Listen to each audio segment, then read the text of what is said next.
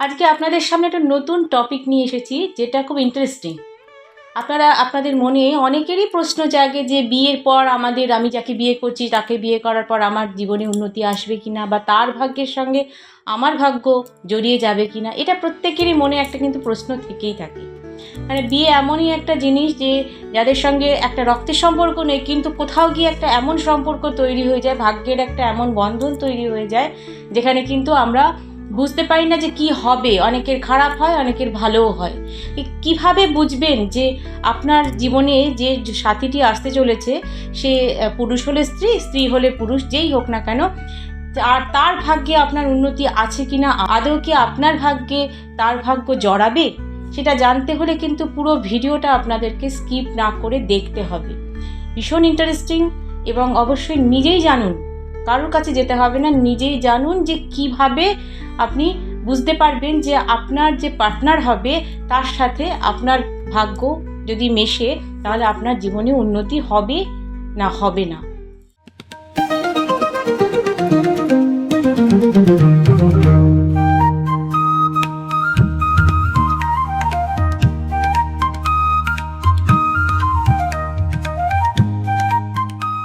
আসল সাবজেক্টে যাওয়ার আগে আমি একটা কথা খুব পরিষ্কার করে ক্লিয়ার করে দিই, যেটা অনেকেরই একটা ধারণা থেকে থাকে, ভুল ধারণা, যে আমাদের মেয়েদের হয়তো বাঁ হাতটা দেখতে হবে, ছেলেদের ডান হাতটা দেখতে হবে।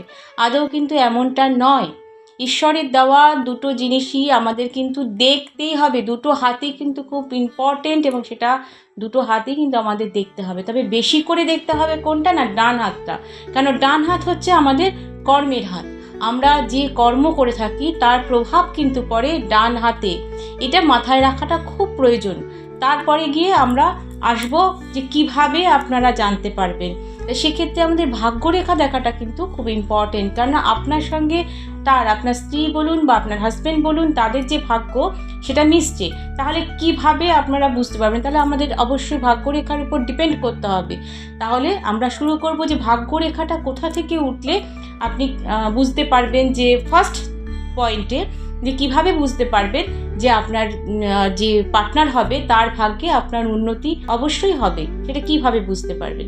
ভাগ্যরেখা যদি আপনার শুক্রস্থান থেকে উঠে, শুক্রের একদম নিচের দিক থেকে উঠে যদি মিডল ফিঙ্গার অর্থাৎ শনির ক্ষেত্রের দিকে যায়, অথবা শনির ক্ষেত্রে পর্যন্ত নাও যদি যায়, যদি তার হাফ পোর্শন পর্যন্তও আসে, তাহলেও কিন্তু আপনার স্ত্রী বা আপনার স্বামীর দ্বারা বিয়ের পরে আপনার ভাগ্যোন্নতি হবেই হবে, একদম হবেই হবে। এবং দেখা যাবে যে আপনি হয়তো যদি চাকরি করে থাকেন, তাহলে সেই চাকরির জায়গায় এতদিন পর্যন্ত আপনার উন্নতি হচ্ছিল না, সেখানে দেখা যাবে আপনার নতুন করে প্রমোশন হচ্ছে বা উন্নতির যোগ রয়েছে। যারা আপনাকে সেভাবে সাপোর্ট করছিল না, চাকরির জায়গাটাতে প্রবলেম তৈরি করছিল, সেই জায়গাটাতে সকলে আপনাকে সাপোর্ট করবে। অথবা যদি আপনি ব্যবসা করে থাকেন, সেক্ষেত্রেও দেখা যাবে যে আপনি নতুন নতুন সুযোগ পাচ্ছেন।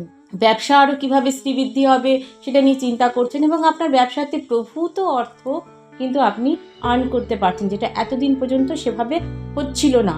আবার যদি আপনি সেলফ এমপ্লয়ি হন, অর্থাৎ যদি প্রফেশনে থাকেন, যে কোনো প্রফেশন, সেক্ষেত্রেও দেখা যাবে আপনি নতুন নতুন অনেক সুযোগ আপনার লাইফে আসছে, এবং আপনি আপনার যে যোগাযোগ, সেই যোগাযোগ কিন্তু আপনার প্রচুর বৃদ্ধি হচ্ছে।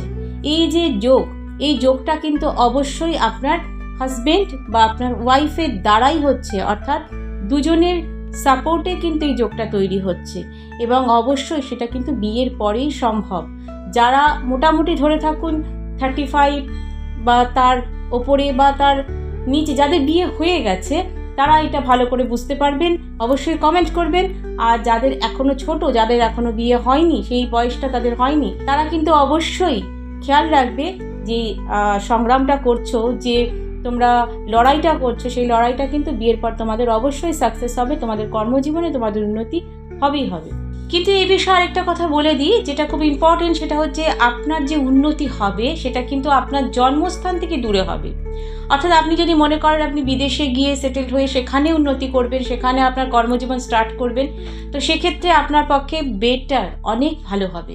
অথবা যদি আপনি মনে করেন যে আপনি এটা শুধুমাত্র বিদেশেই যেতে পারবেন, তা কিন্তু নয়। বিদেশে না গেলে যে আপনার উন্নতি হবে না, সেটাও নয়। আমি বললাম জন্মস্থান থেকে দূরে, অর্থাৎ আপনার জন্ম যদি হয়ে থাকে কলকাতায়, তাহলে আপনি হয়তো কর্মজীবন শুরু করলেন দেখা গেল ব্যাঙ্গালোরে, দেখা গেল চেন্নাইতে, দেখা গেল অনেকটা দূরে কোথাও, যেখান থেকে বাড়ি থেকে আপনার দূরে, আপনার জন্মস্থান থেকে দূরে, সেখানে গিয়ে আপনি যদি আপনার কর্মজীবন স্টার্ট করেন, শুরু করেন, সেখানে কিন্তু আপনার অনেক উন্নতি হবে।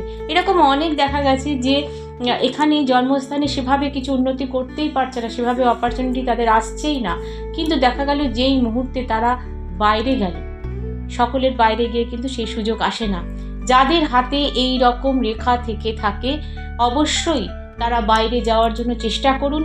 অবশ্যই তারা কিন্তু বাইরে গেলে, বাড়ি থেকে জন্মস্থান থেকে দূরে গেলে তাদের উন্নতি হবেই হবে। সেকেন্ড যে চিহ্ন দেখে আপনারা বুঝবেন যে আপনার বিয়ের পরে উন্নতি, সেকেন্ড চিহ্ন হলো আপনার যে ইন্ডেক্স ফিঙ্গার, এই ইন্ডেক্স ফিঙ্গারের নিচে হচ্ছে আমাদের বৃহস্পতি স্থান। সেই বৃহস্পতি স্থানে যদি আপনার বক্স থাকে, অথবা ত্রিভুজ থাকে, অথবা মৎস্য চিহ্ন থেকে থাকে, তাহলেও কিন্তু আপনার বিয়ের পরে প্রভূত উন্নতির যোগ রয়েছে, আপনার স্ত্রী দ্বারা অথবা আপনার স্বামী দ্বারা। অবশ্যই আপনার কিন্তু সেক্ষেত্রে বিয়ের পরেই উন্নতি যোগ দেখা যাচ্ছে। এবার আসি 3 নম্বর পয়েন্টে।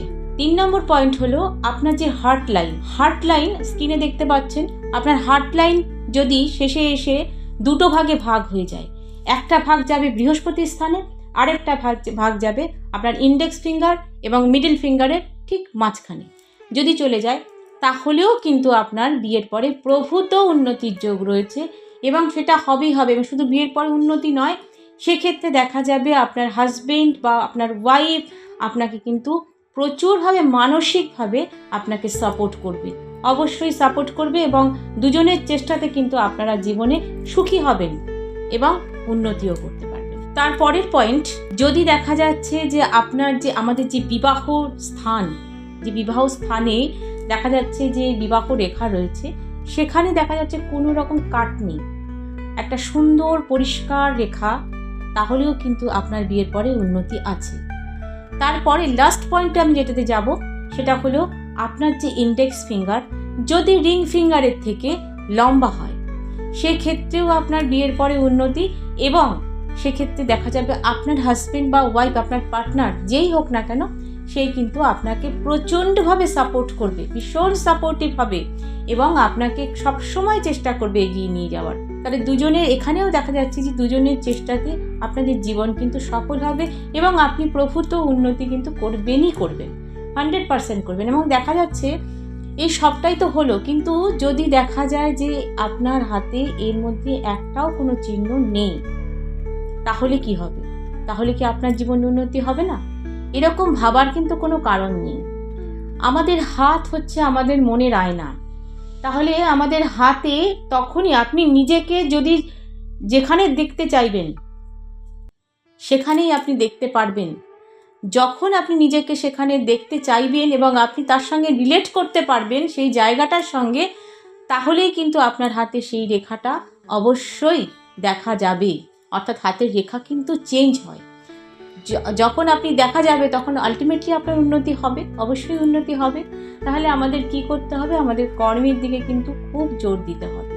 কর্ম যদি আমাদের ঠিক থাকে তো হাতের রেখার পরিবর্তন হবে এবং আপনার ভাগ্যেরও কিন্তু পরিবর্তন হবেই হবে।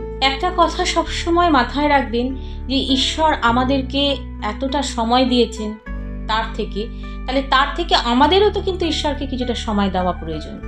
আপনি যে দেবতাকে ভালোবাসেন তাকে আপনি মন থেকে ডাকুন, দেখুন আপনার কাজটা কিন্তু, আমি গ্যারান্টি দিয়ে বলছি, আপনার কাজটা কিন্তু হবেই হবে। এবং আপনার হাতে যদি সেই রেখা নাও থাকে তাহলে পরেও আমি বলছি সেই রেখা কিন্তু আপনার হাতে তৈরি হবে। কেননা ডান হাত হচ্ছে আমাদের কর্মের হাত, এবং আমাদের হাতে প্রতিনিয়ত কিন্তু চেঞ্জেস আসে। আপনি কি ভাবছেন সেটাও কিন্তু চেঞ্জেস হয়ে আসবে আপনার হাতে, প্রতিফলন তার হবেই হবে। সুতরাং আপনি আপনার কর্মকে ঠিক করুন, ঈশ্বরকে ডাকুন, অবশ্যই আপনার উপকার হবে। আপনারা অনেক বেশি করে কমেন্ট করুন এবং আমাকে জানান আপনাদের মধ্যে কাদের কাদের হাতে এই রকম রেখা আছে। আরও অনেক ভিডিও পেতে আমার চ্যানেলটিকে অবশ্যই সাবস্ক্রাইব করুন এবং পাশে থাকা বেল আইকনটি প্রেস করুন। আজকের মতো নমস্কার।